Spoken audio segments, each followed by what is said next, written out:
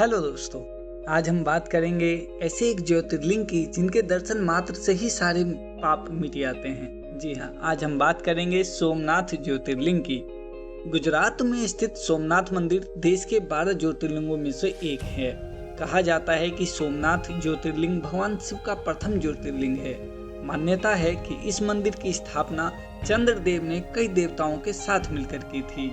शास्त्रों के अनुसार इस मंदिर में भगवान शिव के दर्शन मात्र से ही सारे पाप नष्ट हो जाते हैं और मनोकामनाएं पूर्ण होती है। आइए अब हम सोमनाथ ज्योतिर्लिंग की जो कहानी प्रचलित है उसके बारे में जान लेते हैं। पुराणों में वर्णित कहानियों के अनुसार दक्ष प्रजापति ने अपनी 27 पुत्रियों का विवाह चंद्रदेव से करवाया था। चंद्रदेव इस विवाह से काफी खुश थे, लेकिन वह अपनी सभी पत्नियों में से दक्ष की पुत्री रोहिणी को ज्यादा स्नेह करते थे, जिसके कारण दक्ष की अन्य पुत्रियां खुश नहीं थी। एक दिन राजा दक्ष की सभी बेटियां उनसे मिलने के लिए आई और उन्हें बताया कि चंद्रदेव सिर्फ रोहिणी का ही ख्याल रखते हैं और अन्य पत्नियों से प्रेम नहीं करते। राजा दक्ष को इस बात का काफी दुख हुआ और वह चंद्रदेव से मिलने पहुंचे। उन्होंने चंद्रदेव को समझाया कि जिस तरह से वे रोहिणी का ख्याल रखते हैं उसी तरह से उनकी अन्य बेटियों का भी ख्याल रखें। चंद्रदेव ने राजा दक्ष को वचन दिया कि वे उनकी बात मानेंगे। काफी समय बीत गया, लेकिन चंद्रदेव अपने वचन को निभाने में असमर्थ रहे। राजा दक्ष की अन्य बेटियां दुखी रहने लगी। जब राजा दक्ष को ये बात पता चली तो उन्होंने चंद्रदेव को गुस्से में 6 ग्रस्त होने का श्राप दे दिया। ये श्राप मिलते ही चंद्रदेव की चमक कम होने लगी, जिसकी वजह से सभी देवता चिंतित हो गए। कहानी के अनुसार चंद्रदेव इस श्राप से बचने का उपाय खोजने लगे। तब वह ब्रह्मा जी के पास पहुंचे। ब्रह्मा जी ने चंद्रदेव को एक स्थान पर जाकर भगवान शिव की तपस्या करने को कहा। ब्रह्मा जी के इस उपाय को मानते हुए चंद्रदेव सोमनाथ चले आए और यहाँ विधिवत भगवान शिव की तपस्या करी। चंद्रदेव की कठोर तपस्या से प्रसन्न होकर भगवान शिव ने उन्हें दर्शन दिए और उनसे कहा कि चंद्रदेव, तुम्हारी कला हर दिन के हर एक पक्ष में क्षीण होगी और दूसरे पक्ष में बढ़ेगी। इस तरह से प्रत्येक पूर्णिमा को पूर्ण चंद्रत्व प्राप्त होगा। चंद्रमा को मिले इस वरदान से उनका श्राप खत्म हो गया और उनकी चमक वापस आ गई। इसके बाद चंद्रदेव ने सोमनाथ में शिवलिंग की स्थापना करी। तब से यह सोमनाथ मंदिर प्रसिद्ध हो गया।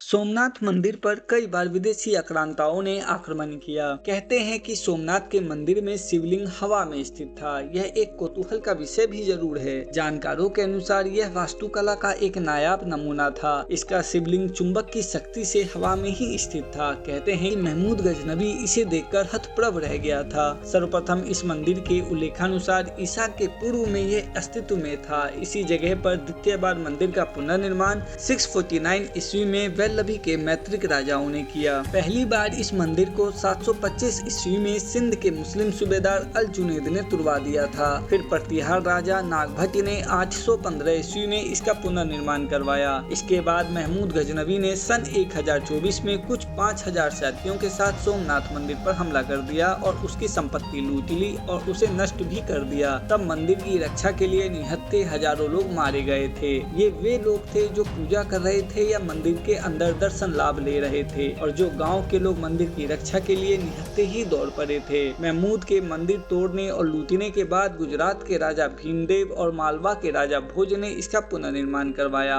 1093 में सिद्धराज जयसिंह ने भी मंदिर निर्माण में सहयोग दिया। 1168 में विजयेश्वर कुमार पाल और सौराष्ट्र के राजा खंगार ने भी सोमनाथ मंदिर के सौंदर्यीकरण में अपना योगदान दिया था। 1297 में जब दिल्ली सल्तनत के सुल्तान अलाउद्दीन खिलजी के सेनापति नुसरत खान ने गुजरात पर हमला किया तो उसने सोमनाथ मंदिर को दोबारा तुड़वा दिया और सारी धन संपदा लूट कर ले गए। मंदिर को फिर से हिंदू राजाओं ने बनवाया, लेकिन सन 1395 में गुजरात के सुल्तान मुजफ्फर शाह ने मंदिर को फिर से तुड़वाकर सारा चढ़ावा लूट लिया। इसके बाद 1412 में उसके पुत्र अहमद शाह ने भी यही कुकृत्य किया। बाद में मुस्लिम क्रूर बादशाह औरंगजेब के काल में सोमनाथ मंदिर को 2 बार तोड़ा गया। पहली बार 1665 ईस्वी में और दूसरी बार 1706 ईस्वी में। हैं। 1665 में मंदिर तुड़वाने के बाद जब औरंगजेब ने देखा कि हिंदू उस स्थान पर अभी भी पूजा अर्चना करने आते हैं तो उसने वहां एक सैन्य टुकड़ी भेजकर कत्लेआम करवाया। जब भारत का एक बड़ा हिस्सा मराठों के अधिकार में आ गया तब 1783 में इंदौर की रानी अहिल्याबाई द्वारा